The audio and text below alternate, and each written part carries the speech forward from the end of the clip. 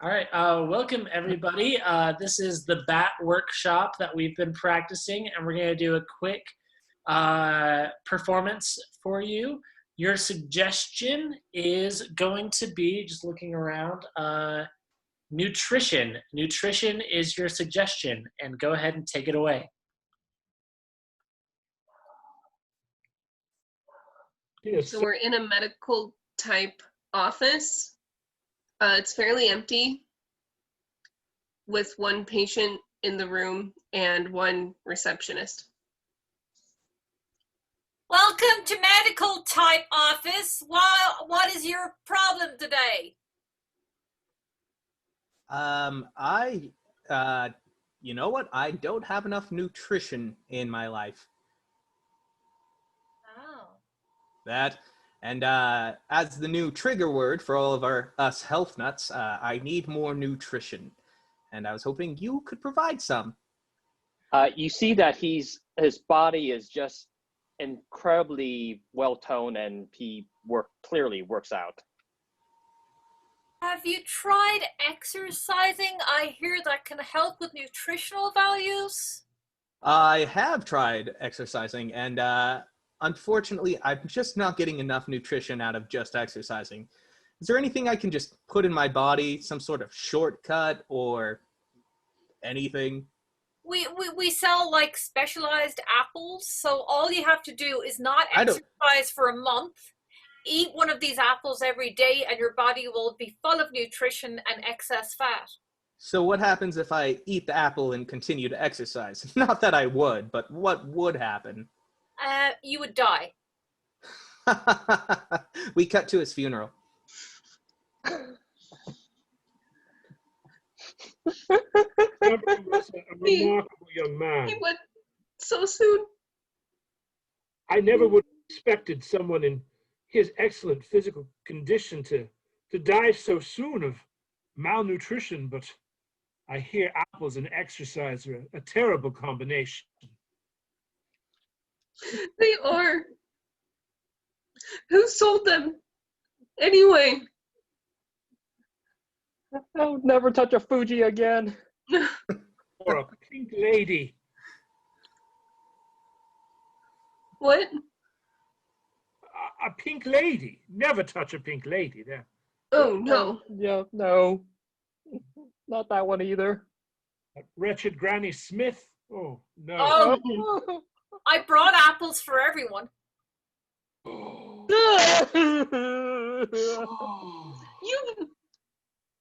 Why would you think that's okay? I'm just trying to get more nutrition in my life. A bunch of apples fill the screen as they slowly get taken away, and we find two people on a deserted island right after a plane wreck. I think I salvaged a first aid kit. Oh, here. How's the first aid kit going to help us? Well, I'm starving. It'll help with that cut on your head. This is an island. There's a tree there. There's a crab there. I mean, we could eat that. Crab. Okay. Yeah. Crab. Yeah. Do we have butter to go with the crab? That's the only way I eat crab. We just crashed on on some island, and you're just asking for butter. There's no butter here. I'm asking for butter. He opens up the emergency kit, and there is a portion of emergency butter inside.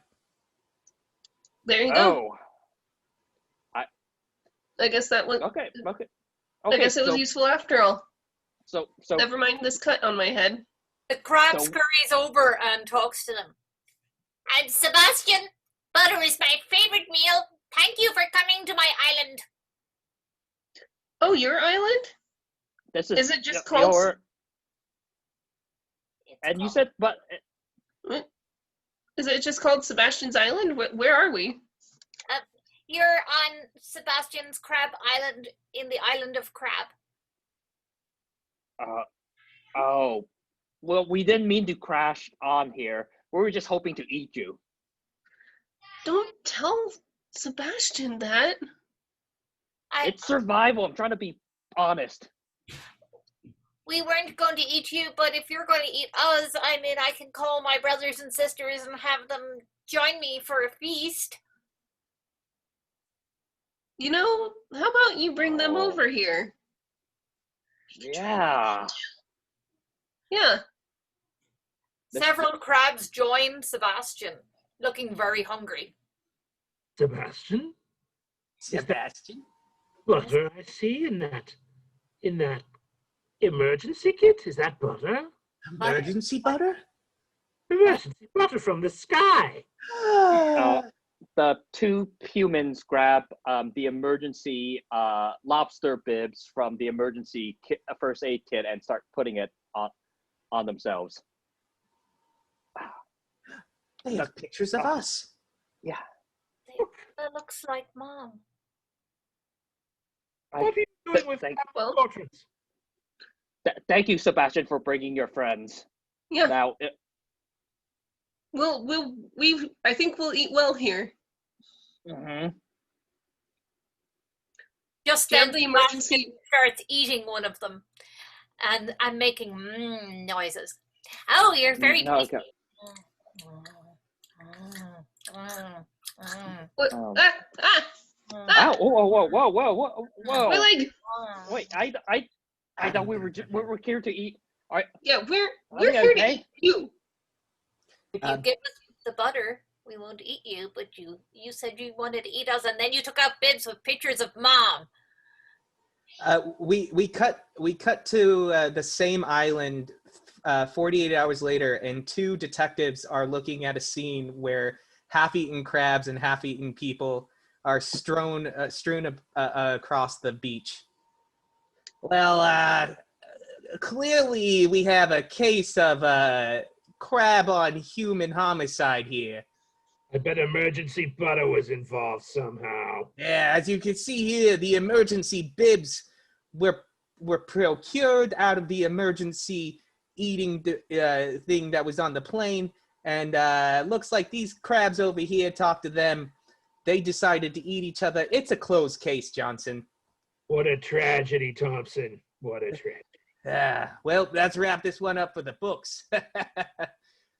You see he takes one of the crab legs on the ground and just starts nibbling on it. You want some? No thanks, I'm allergic to shellfish. Water suddenly just fills up the screen, and then when it washes away, we see a train that's moving through the mountains, and we zoomed in to the center car. Where's my fur wrap? It's rather chilly in here. Darling, it's here. It's here. Thank you, Niles. Oh, it's so luxurious to be wrapped in mink while traveling across the continent in the Orient Express. Never looked more divine, darling. Never. Those piercing blue eyes and the furs and the sunlight in your face. It's the romance of travel, my darling, the romance of travel. Oh. The romance of travel, the dry food, the bad coffee, and the very, very cramped accommodation. I like it tiny. It makes me feel like I'm a little doll in a box. Why, darling, you are my doll. You are my beautiful doll. There's a scream in one of the adjacent cars. One of the train workers suddenly stumbles in and says, "There's been a murder!" And he runs off. Here? Murder? Why, never. Such things might happen in second-class compartments, but certainly not on a first-class trail. Oh, my goodness. Niles! I'm sorry, darling. I mean, the riffraff must have joined our carriage. How disgraceful. And here I was, sitting here, tight in my little box, swathed in furs, being waited on hand and foot by my darling, and the plebeian classes come in and burst in with their deaths and homicides. How dreadful. It's never ever heard of before on the Orient Express for there to be a murder. What a tragedy. Who could think of such a thing? A cowboy shows up from the other one. I'm from the back cart, and there's a robbery going on in the back cart. I'm running away from it. I'm A trying robbery on a train? A train robbery? There's a bunch of bandits wearing masks, and they're like, put them up, give me all of your money. And I was like, I don't have any money. Such a thing. This is unfathomable. Never in the history of trains has there been a robbery on a train. Well, I'm going to go up to the front cart where it's safe. You see the cowboy just runs, but he waddles all the way to the front cart. And then he screams and runs, there's been a murder in the front cart. Robberies and murders, Niles. What kind of an operation is this Orient Express running these days? Just then Niles produces a gun and points it at his darling. Oh, my dearest, whatever you're doing with that pearl-handled revolver? Well, darling, you're very beautiful, but I'm bored of you, and you make me wait on you hand and foot, and travel in tiny carriages, and eat dried up food. There's a bang, and suddenly his darling falls. Oh! I really feel like I shouldn't be here right now. I'm going to just let myself out in the front cart. The cowboy leaves. We cut to 48 hours later. There are two detectives at the scene. Well, it's clearly a cold cut case of crabs coming in and eating people, and then other people eating crabs. Hate to see it, Johnson. You're telling me, Thompson. I mean, it's so obvious. I mean, that was probably used to be a crab bib. Yeah, clearly this man was killed and shot by a crab. Then everyone was robbed by said crabs in the previous train that went to the front train and killed all of the people in here. The crab violence. Certainly, and you know what? I dare to say it might be a fiddler crab this time. I mean, just look at the revolver. You know, could easily fit a fiddler crab. That one big arm. All I can say is this has been one shell of a case. Pages flick in a book, and the front cover says "Tales of the Unexpected," and it goes and turns to page 62, where there is a big forest.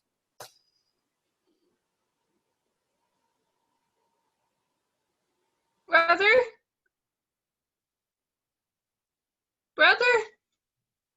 Where are you, sister? I can't see you. James, I hear you. I can't see see you. I can't see you either. It's so dark here in this forest. It's way too dark, and it's cold. I don't like it here. I've never been in such a cold and dark forest before. I'm frightened.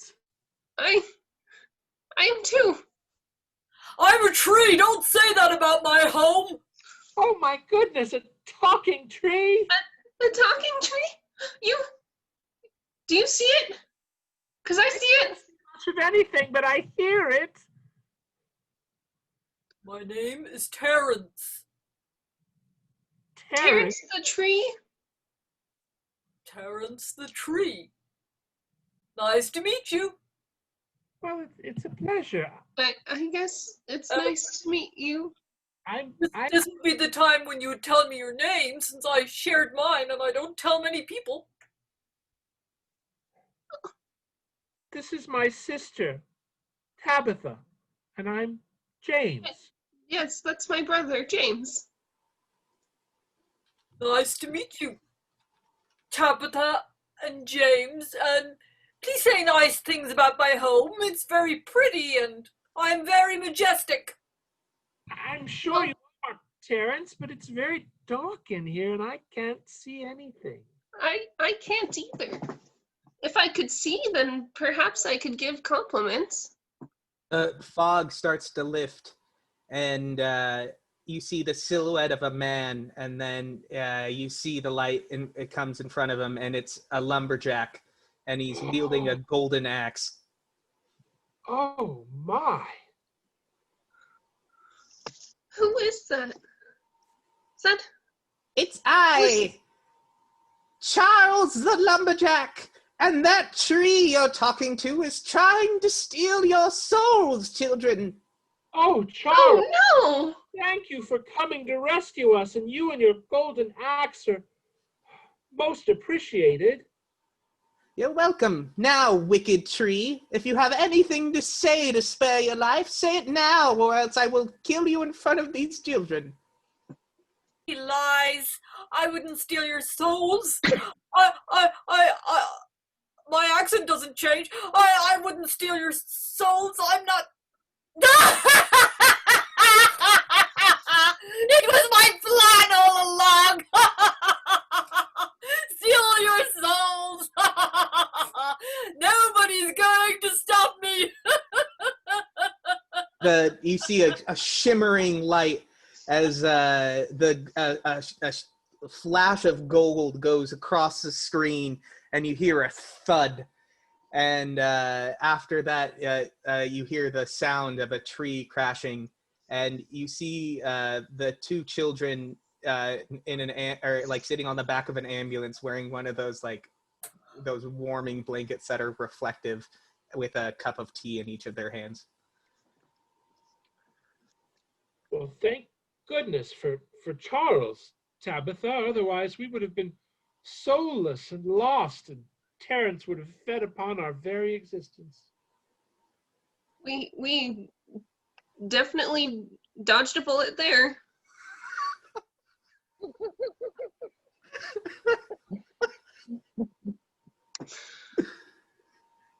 Well, I'm glad that you're both safe and sound. Just another day for Charles the lumberjack. And you see he puts out his axe, and then he flies away towards where the axe is pointing. And then a axe Yeah, right we're gonna across end the right screen. there. That's perfect. I was waiting for the crabs, the crab investigators. They were coming. That was going to be the next scene. Oh. Of course. Yeah. Well, Clearly, a crab cut down this tree. Yeah. Yeah, exactly. beautiful. Thanks for watching, everybody. Yeah.